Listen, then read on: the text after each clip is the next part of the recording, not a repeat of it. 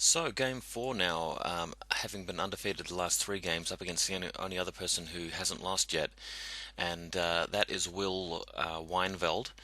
He played me in Ides of March, as I said, late in the tournament, and was Harbinger versus Efiora, and he did outplay me, but I got some good luck and managed to survive with my avatar and another Jack, and actually move around and kill Fiora.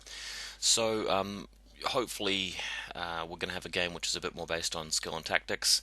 He's actually playing pKreoss and pSeverus this time, no Efiora as I was worried he'd play. So I had to think about it, and I looked at his lists, and I realized that his pSeverus list didn't actually have Blessing the Blessing of Vengeance, isn't it? I think that's what the Jack's called. He's got a standard Revenger, and that meant that if he casts Ashes to Ashes with Eye of Menoth upkept, it means he's going to be doing D6 plus 1 power 11s instead of D6 plus 1 power 13s. Now, the difference is, killing 5 or 6 pikemen as opposed to 2 or 3, and obviously the Man of War's not going to care about it.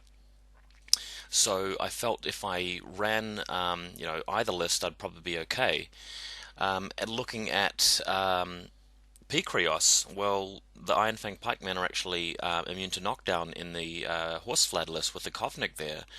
So, and with Windwall as well, it didn't have Iron and Holt in either of his lists. I actually thought that it might be time to finally bring out the Vlad 3 list with the Manors, which is really cool. So I'm very pleased to show you guys this list because I've been very excited about it. And Will has indeed gone for pKreoss. This is the outflank scenario where you've got two large circles. Looking at his setup, he's got maximum errants with the UA, max zealots with the UA, he's got a reckoner, vessel, redeemer, and choir with one vassal. Really lacking in the heavy hitting department in this list, so I think it's more of an assassination list as I can see here. If Kreoss pops and drops your caster, he's being able to shoot you with 10 errants, the vessel with a boost, the Redeemer can fire shots into you as well.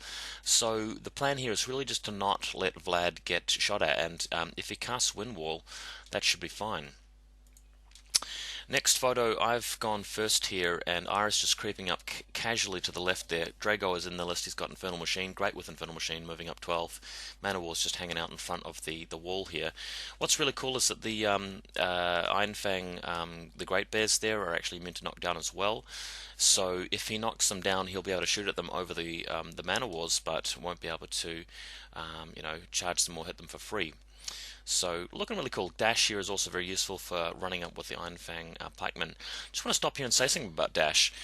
What's really amazing is that if the Iron Fang pikemen mini feat and Vlad casts Dash and the Kovnik casts the +2 speed on them when they shield wall, what they can do is they can move up 9 inches and ignoring free strikes, make an attack. If they've got Hand of Fate, that's Mat 6 power 13 Cider Boost or Mat 8 power 15 with the CMAs. They'll kill a whole bunch of guys, then they move a further 7 because of Dash, and then they're in Shield Wall.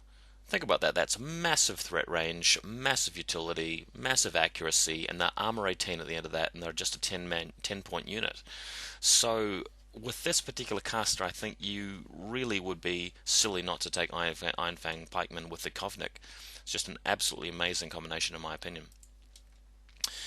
Next photo, this is my turn 2 after he's come forward here, and what I've done is I've charged with Drago. He's cut down a whole bunch of errants by himself with the Cyto boosting from Vlad, of course, and the Iron Fang pikemen have actually charged a bunch of them and killed them. And I've used the mini feat shield walls that have moved up here, and Iris has actually shot the Reckoner to disrupt him. So this is actually a pretty good position. If Kreoss moves up in feats, as I know he's going to, it's not going to affect the Iron Fan pikeman. It's going to affect Drago, but I don't really care if Drago gets attacked and killed because he's really just bait at this stage, having earned many of his points back killing errants. And what has he got to actually attack the Manowars? Their armor 21 from shield wall, even if they're knocked down. So really cool play here. The Gorman's actually pretty safe because he's got stealth. Again, he hasn't got Vilman or anything. Not Vilman, I'm talking about Rovan rather. So yeah, really loving this list performing so far. His turn, Kreoss does move in feet. The Reckoner moves up with Battle from the Choir with no focus, and with the help of the Errants and Kreoss himself does manage to destroy Drago, which I don't really care about. He sent a couple of Errants to attack the Mana Wars, but they're totally shrugging it off. I'm going to say a bit more about Mana Wars throughout this tournament, but they are really cool in this situation because they're only 9 points. Nobody really wants to commit a 9-point heavy to them and only kill 2 or 3, and infantry just bounce off them totally. So in the scenario like this, I mean, on that right hand side zone, they're just not going to be cleared out. He's just got absolutely nothing to deal with them at all. If he had the Avatar, great. 11-point Avatar hanging out with 9-point Stormtroopers, and I just feed 2 or 3 to him each turn, and it'll take forever for him to chew through them. On the other side of the table, I'll be just massacring the rest of his army. Zealots are going to be minifeeding and running and moving around here and bombing me in a second, so looking at this in the next photo, this is where he ends up. Zealots doing a whole bunch of damage to the Van pikemen and minifeeding, but that's something I should be able to deal with because they simply stand up and become very hard to deal with in his following turn. Gorman is still okay, so with Madeline able to give me a 3-inch move, I might even be able to run a Black Oil that Reckoner. And the Errants really clobbered at the stage with only 3 guys left. Next photo, what's we got here? The Reckoner has recovered and has picked up 3 focus. Kreoss has backed up, he's got no focus left. I even thought about assassinating him at one point just by charging and using sidestep to get to him, but I just decided not to. And the vessel has taken 6 damage points. Over here he's sent even more Errants into the Mana Wars, which just totally laugh it off. I mean, the power 9 against power armor 21, that's dice minus 12 on 46. They can do like 2 points attack.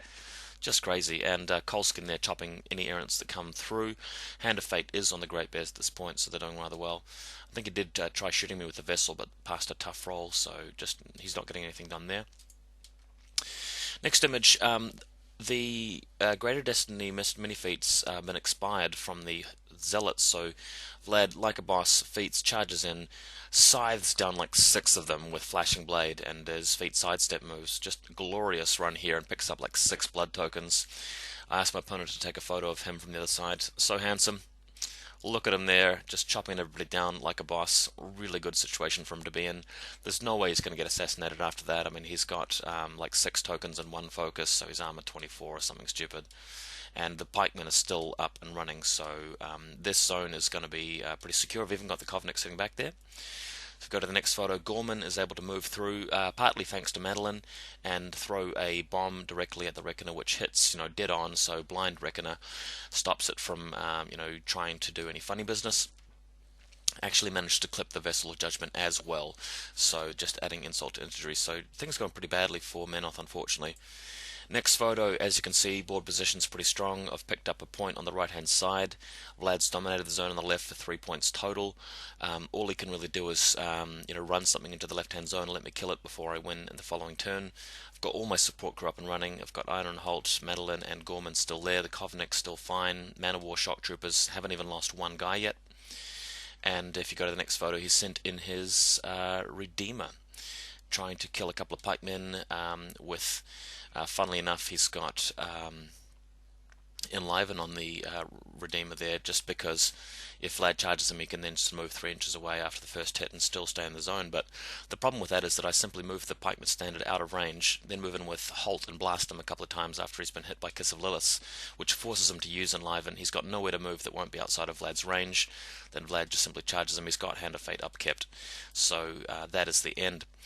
But if you just come to the next photo here, Man of War Shock Troopers, boy.